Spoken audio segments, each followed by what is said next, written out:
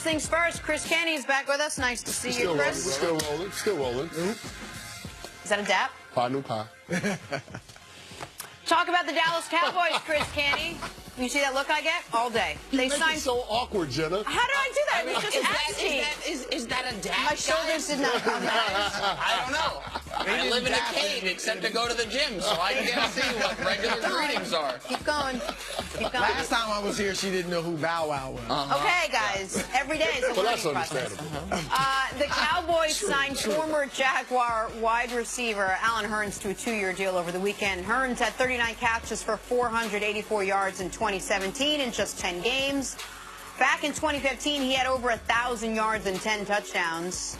Chris, first of all, you're right. It's the awkwardness with which I asked the question, and I'm going to definitely self-correct. That's not going to happen again. Number two, thank you. Are the Cowboys doing enough to keep up with the rest of the NFC East with this signing?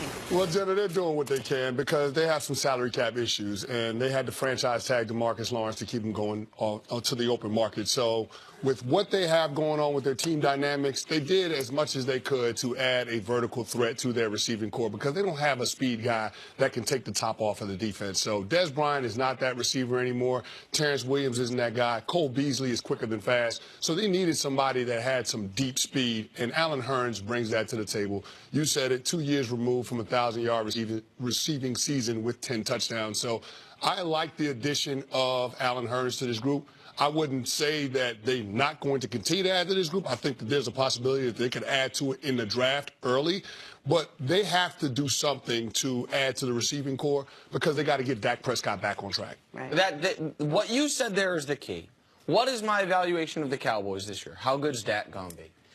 To me, they have a league average defense. They got a star in DeMarcus Lawrence. They have a really good linebacker in Sean Lee that you can pencil in for 10 or 11 games. They have an adequate secondary. Like I don't look at the Cowboys defense and say it's going to win them games. I don't think it's going to lose them a bunch of games. I think it is just a replacement level league average defense. It's going to be about their offense, right? Yep. We know they've got a great offensive line. We know they have a great running back. Question is, can they score enough points through the vertical passing game to be a true threat to compete in one of the toughest divisions in football, a division that obviously has a defending Super Bowl champion and a team that we know is going to be better than it was last year in the Giants, and a team that feels correctly or incorrectly, they got better at quarterback in Washington with Kirk Cousins, Alex Smith. So that's where they're at. So what do you believe in Dak Prescott? Going into this past year, I thought Dak Prescott was the best young quarterback in football. I really did. I thought the Cowboys' success was more Dak than Zeke from 2 years ago. I thought the way he controlled the offense, the way he took care of the football was elite, the level of which I hadn't seen from a rookie quarterback in a very long time. And then this past year, I saw him look worse than I would have thought he was going to look as a rookie. I saw him look totally reliant on his running game. So how good do you think Dak is? That's the question. Like, yeah, Allen Hurns helps, and maybe he'll take some reps from Cole Beasley in the slot, and maybe Dez will have a bit of a bounce back. None of it's going to matter if Dak Prescott does not get back to at least fringe Pro Bowl level. That's, to me, the only question. I hate to just make it about the quarterback, but to me, that's the only question that matters for the Dallas Cowboys. Yeah, to answer the question, can they compete in the East? Yeah, I think they've done enough. I mean, number one, you're getting Ezekiel Elliott presumably for 16 games. That's number one. Sean Lee, you said 10 or 11 games. I mean, presumably you get him for 16. I know he gets injured a lot, but if they're healthy, now you added a receiver, a competent receiver for Dak Prescott. And I'm looking at the division. The Eagles, obviously a great team, but now they're going to have a much tougher schedule, the first place schedule. They lost LeGarrette Blount. You know, let's just see what happens there. I agree, Alex Smith, slightly better than Kirk Cousins, but still, is Washington going to be a world beater? I don't know. We'll see. The Giants, they're definitely going to be better than 3-13, but how good? Let's see. I mean, a lot of it is on the draft, and that may take a couple years to show its, the rewards from that. So, yeah, I expect Dallas to compete for the championship of this division, or at very least a wild card spot in the playoffs. I don't want to be completely dismissive of the Giants or the Redskins, but to me, the NFC East is a two-horse race with the Eagles and the Cowboys. Those groups are clearly better, and they have the best offensive lines in that division. And we saw that the offensive line makes such a big difference in the NFL in terms of a team's success. You look at the conference, the New Orleans Saints, they improved their offensive line. They were a playoff team. The Minnesota Vikings, they improved their offensive line. They were a playoff team. To me, this goes back to, okay, you needed to add weapons for your quarterback who's on a rookie deal, so you want to be able to capitalize on being able to put the supporting cast around him.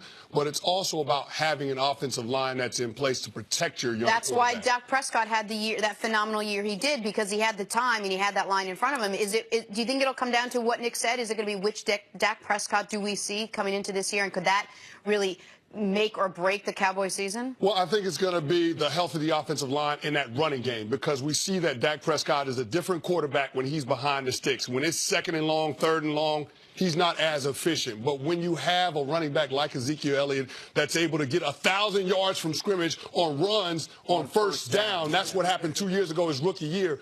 That's the difference in how the Cowboys can have success. That's their formula. You don't want to put too much on Dak Prescott now.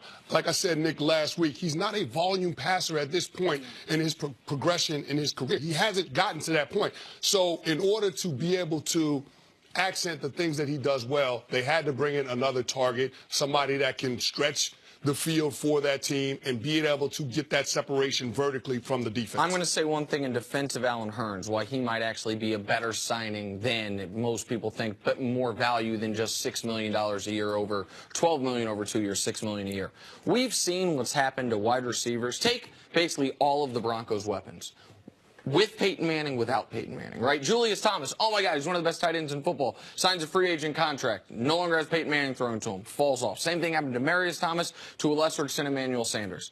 I wonder if the opposite happens to guys when they go from Blake Bortles to good quarterbacks, right? You know what I mean? Like, That's a fair question. Hurns, That's a fair question. If Allen Hurns, if actually he could have been far better. Like, I'm not watching enough Jacksonville film to figure out is he running open, and Bortles, I would assume, is just missing him a lot. Yeah. And so Dak, even if Dak is the Dak from last year, it will be the best quarterback Allen Hurns has ever played with. So in that regard, the Cowboys might have gotten some good value there.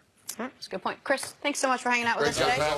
Have a good radio show. I'm going to talk about it. Coming up, is LeBron James playing his way into the MVP conversation? Talk about that next. First things first. By the way, just nod yes, Nick. I like Humpty, but you're